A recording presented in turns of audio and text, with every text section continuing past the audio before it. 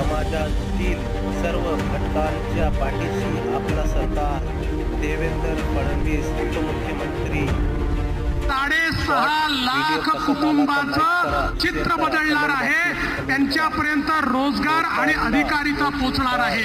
आमचा सुतार समाज, लोहार, सोनार, कुंभार, मूर्तिकार, चर्मकार, मिस्त्री, नावी, टेलर, धोबी या 12 बलुतेदारांना, या मायक्रो ओबीसीला त्यांचं जीवन पूर्णपणे बदलण्याचं काम आज या ठिकाणी होत आहे.